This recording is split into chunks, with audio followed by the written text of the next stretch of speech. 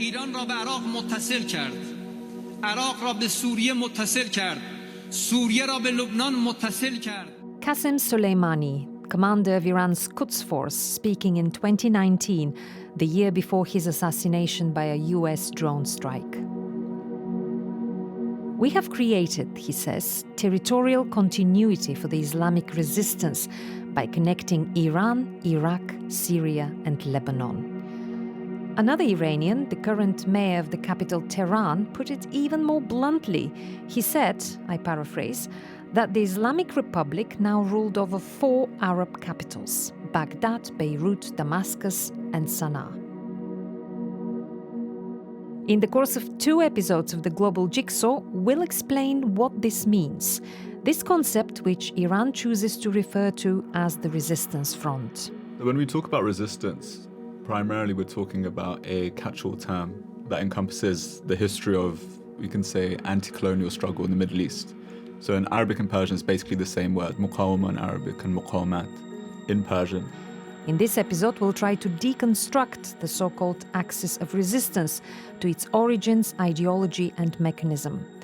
In part 2, we'll focus on Iran's proxies, this ever-evolving web of influence in the region, to understand how it shapes global events today.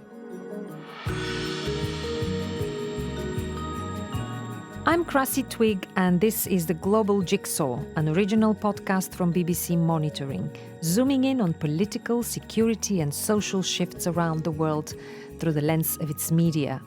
Our team listens to, watches and analyzes media narratives in 100 languages.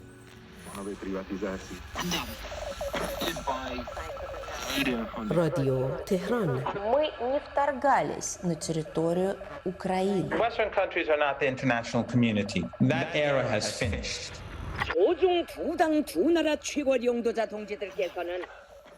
Our guide today is Barry Sadid from our Iran team, who earlier gave us the words for resistance in Arabic and Persian.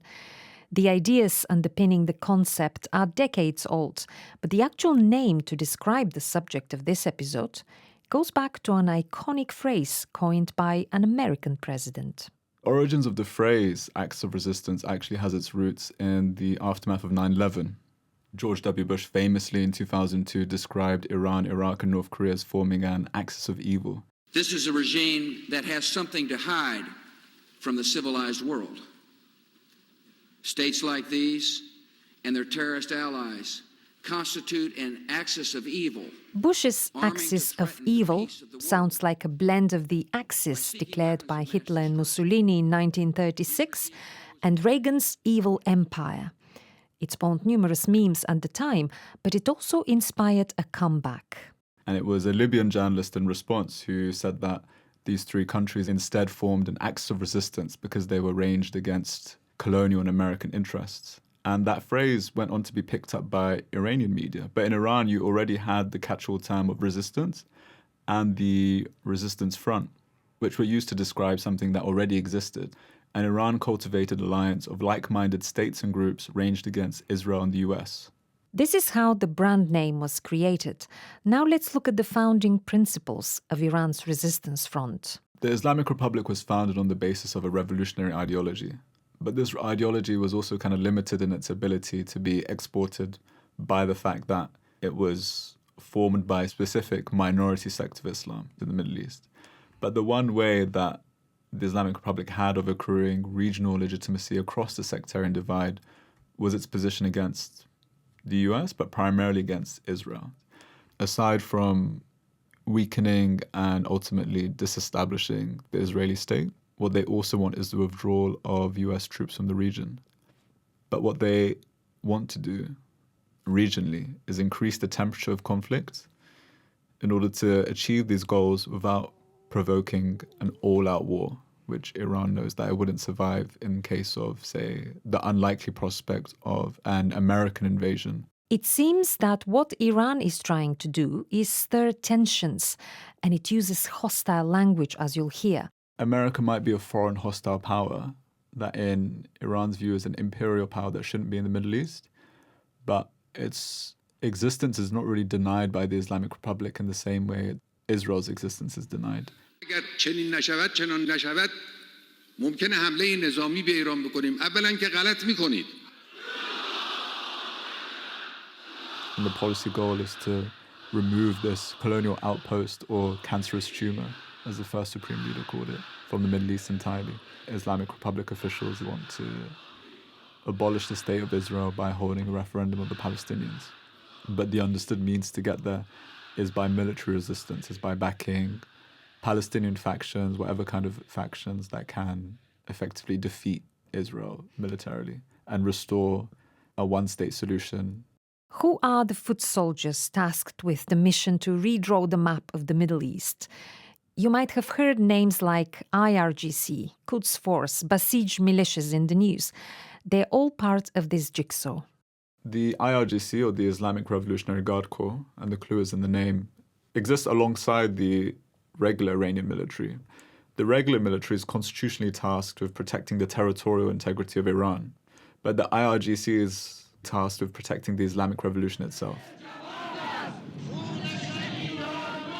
It was set up after the Islamic Revolution in 1979. It was directly loyal to the Supreme Leader. And it's formed initially out of these street fighters, street paramilitaries. They fight alongside the regular Iranian military when it comes to the Iran-Iraq War from 1980 to 1988. But what they're most famous for is for the tactic that they innovated of human wave attacks on Iraqi troops.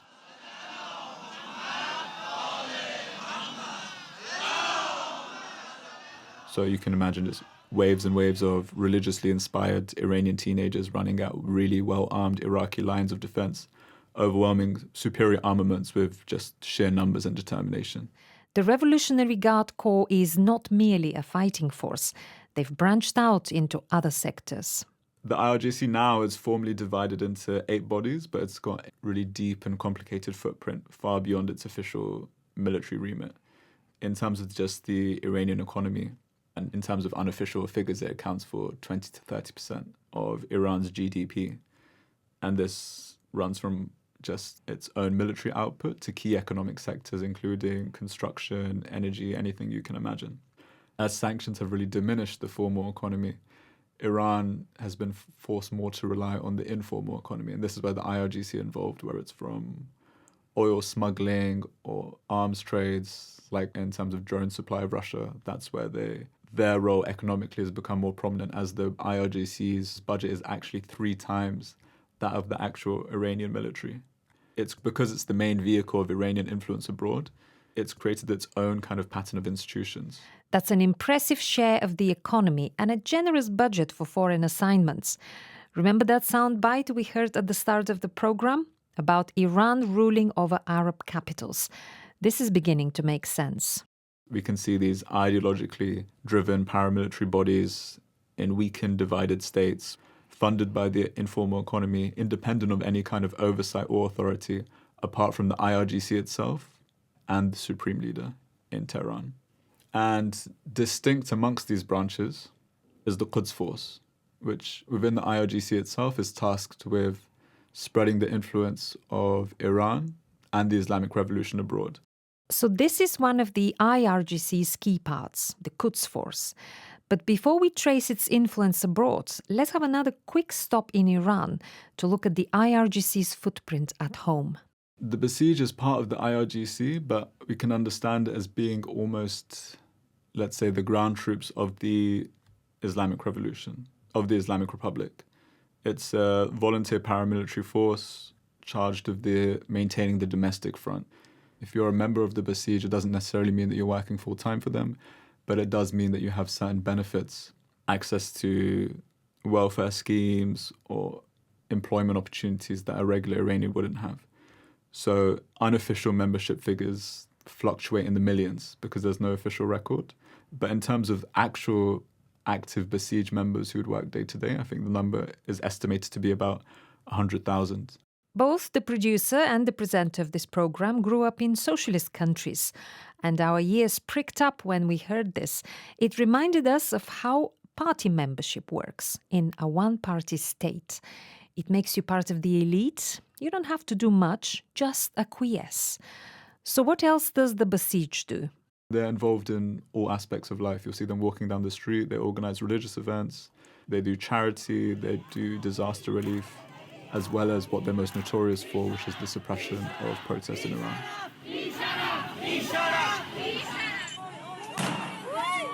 Disaster relief and suppression of protests seem to go hand in hand for the Basij militias. Now let's look at the troops charged with a higher mission, the elite Quds Force. The main group in the IRGC that coordinates these various Iran-backed forces is the Quds Force. Quds in Persian means Jerusalem. And it's clear that the ultimate aim of these alliances, at least rhetorically for Iran, is to, in their terms, restore historic Palestine and destroy the state of Israel. As for the Quds Force itself, it was formally founded after the Iran-Iraq War. There was a formal division of responsibilities between the Intelligence Ministry and the IRGC. And as part of this reorganization, the Quds Force was founded specifically to manage Iran's military influence abroad.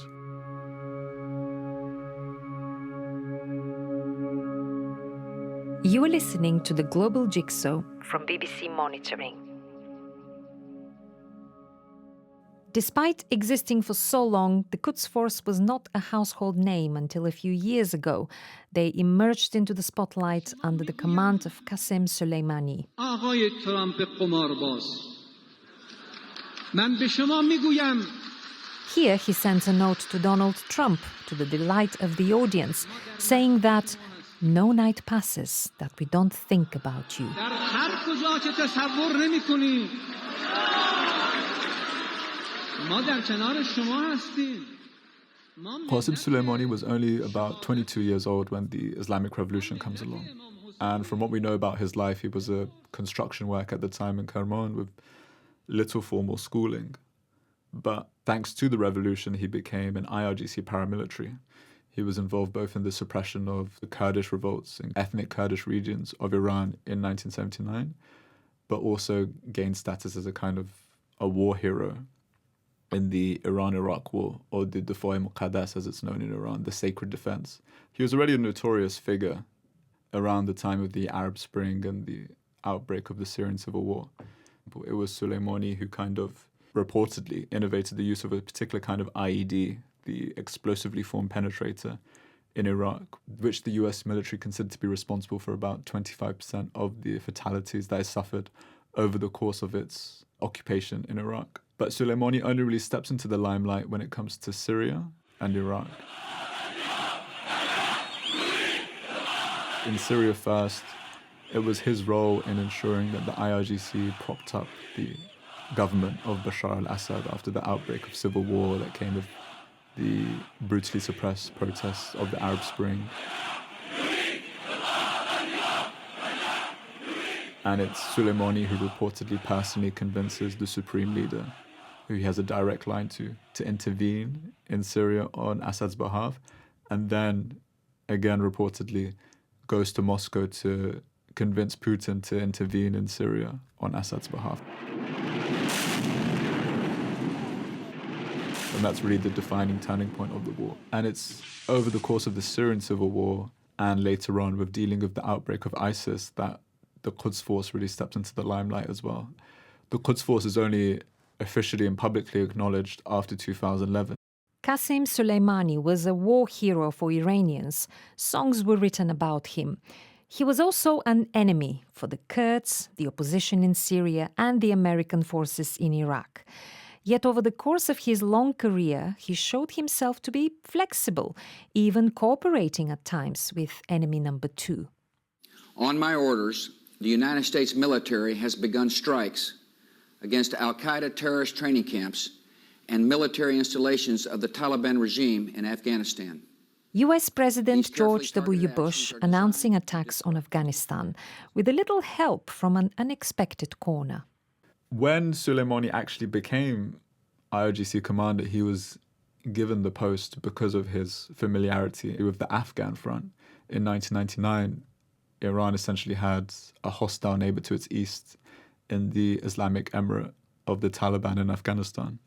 And it was in Afghanistan that Soleimani, after 9/11, used the IRGC's kind of intimate knowledge of Taliban bases, military infrastructure, to help the US when it came to their invasion of Afghanistan in 2001. Because in his eyes, although the IRGC was rhetorically opposed to the US, it was the Taliban and the sectarian Islamic Emirate that posed the more present danger. Although, of course, the IRGC went on to cooperate with various factions of the Taliban against the Republic in Afghanistan after 2001. And has there been another example where the US has been seen as the lesser evil against another enemy? In 2014, the breakout of the so-called Islamic State in Iraq and Syria, when they take over Mosul, this is where Soleimani has his finest hour, so to speak, and gains national hero status in Iran. And he's in part responsible for arranging the ground defense of Iraqi militias.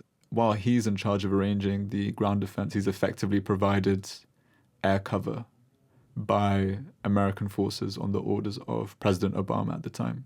So there's a history of pragmatic cooperation as well. Iran has international enemies, but when it came to certain more virulent strains of Sunni militancy, they were more than willing and capable of cooperating with the US. He's seen as defending Iran on its front lines in Iraq against an extremist Sunni group which was dedicated to the murder of Shia Muslims wherever they could find them. There have already been several years of speculation, whether in the Iranian press or the press abroad, that Soleimani would actually run for president. And I think that would give you a hint of the kind of stature that he had, but also the stature of the IRGC itself as the single most powerful body in Iran with a political influence far beyond its actual military remit and operations abroad. Soleimani had reached such an elevated standing in Iran that he became a high-value target for his enemies. In early January 2020, the Trump administration gave the green light. When he was assassinated, I think the shock that was produced was because of his prominence. It's hard to say what the actual calculation was for the Trump administration at the time, but we saw there was a genuine huge wave of mourning in Iran, right? And it was apparently the biggest mass gathering of people recorded in Iranian history, kind of millions of mourners in parades across the country.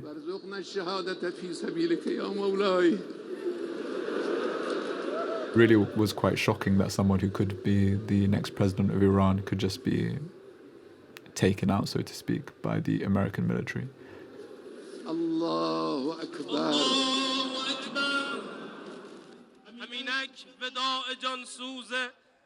What Soleimani's death did amount to was a practical kind of humiliation for the Islamic Republic.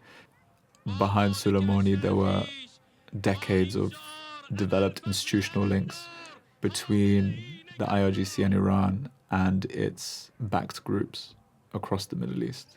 And so after Soleimani, what the alliance of backed groups and the axis of resistance could do is secure their original goal of removing the US presence from Iraq. Soleimani's assassination seems to have given a new impetus to the so-called axis of resistance, the network of groups in the region doing Iran's bidding. This network is far from homogeneous. Each group has its own agenda.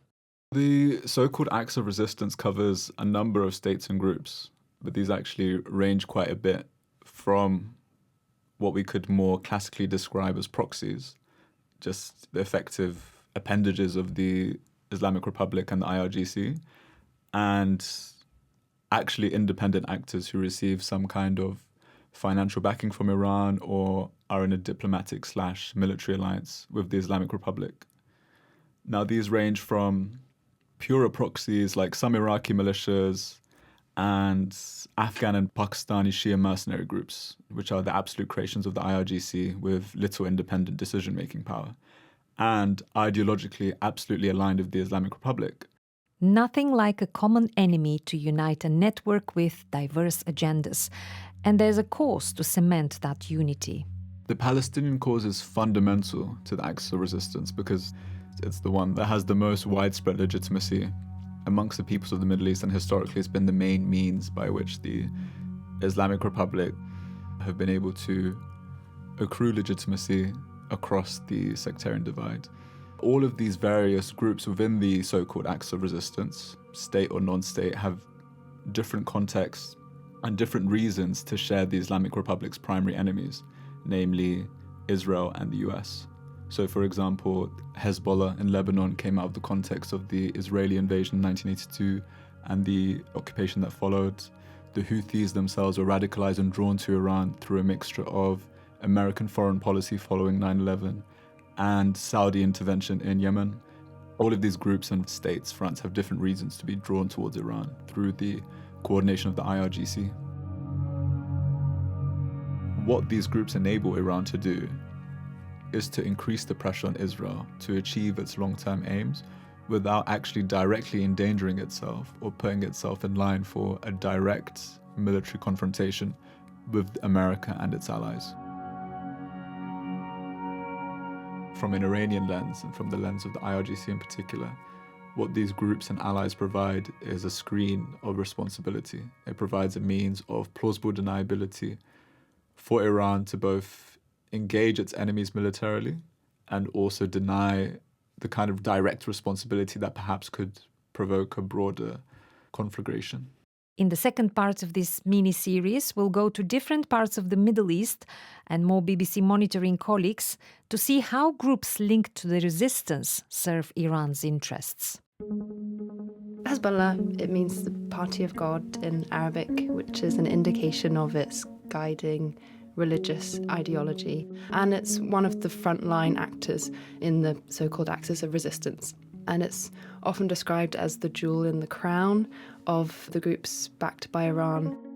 Iran has been said to have provided lots of support for Hamas, but also has always been a kind of outlier in this kind of axis of resistance, a marriage of convenience, of the enemy is my friend.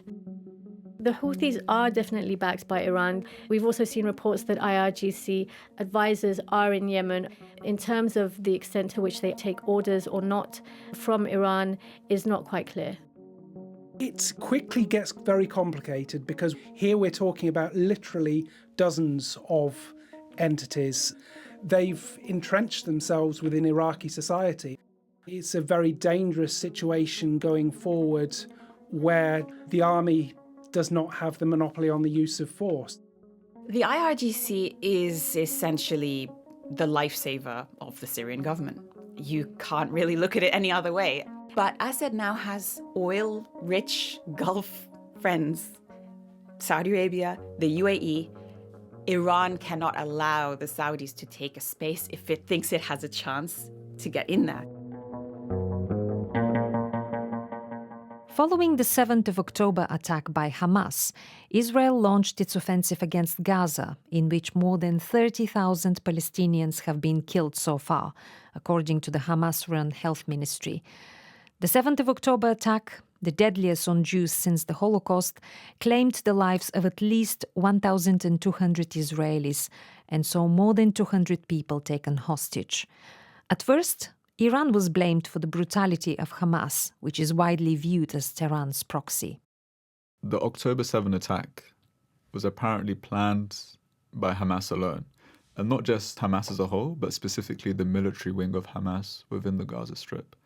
Planned this entirely secretly and launched this attack without help from the reports that we have from Iran or any of their allies and partners in the region.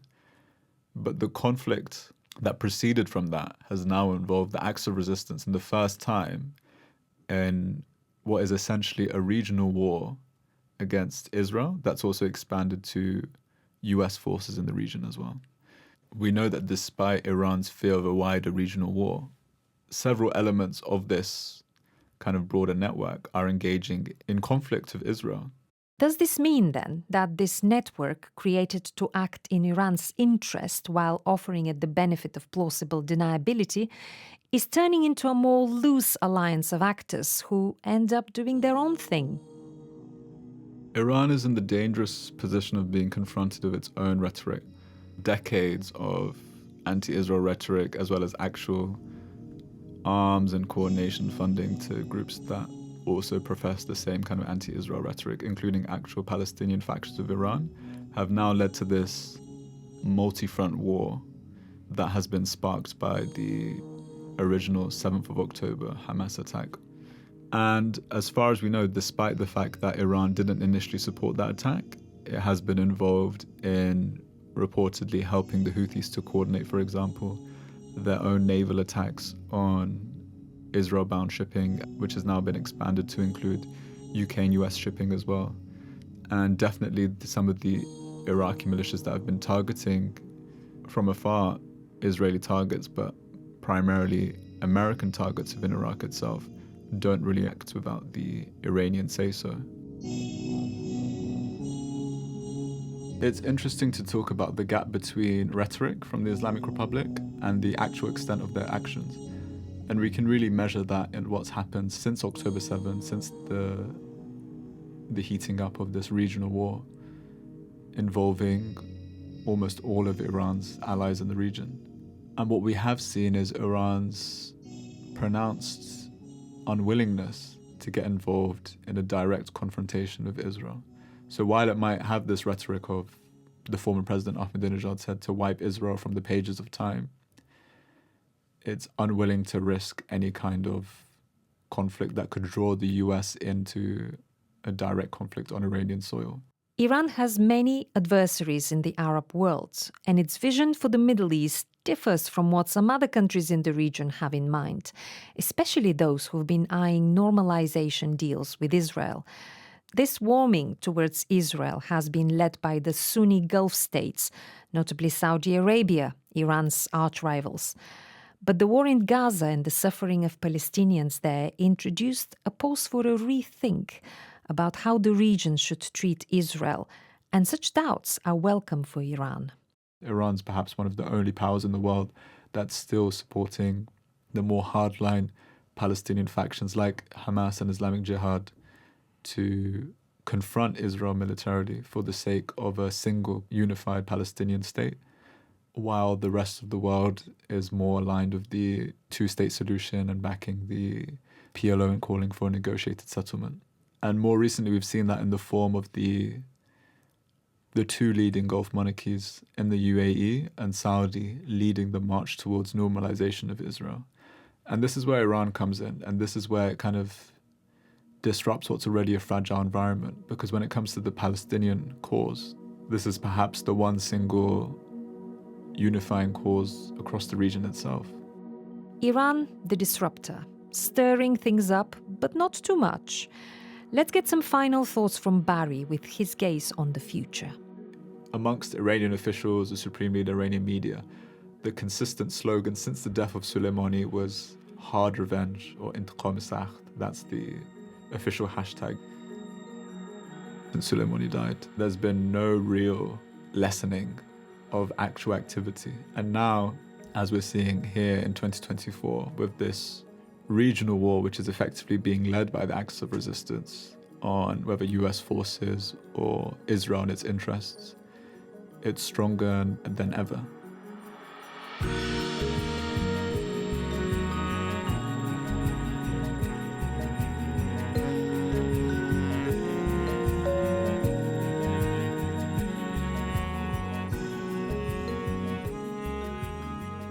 Thank you to our Iran expert Barry Sadid for the introduction to the so-called axis of resistance. In part 2, we'll look at the actual proxies and their ever-evolving connection to the mothership. That's all for now from the Global Jigsaw, producer Krista Shaturi and me, Krassi Twig. The man mixing the sound is Martin Appleby, and our editor is Judy King.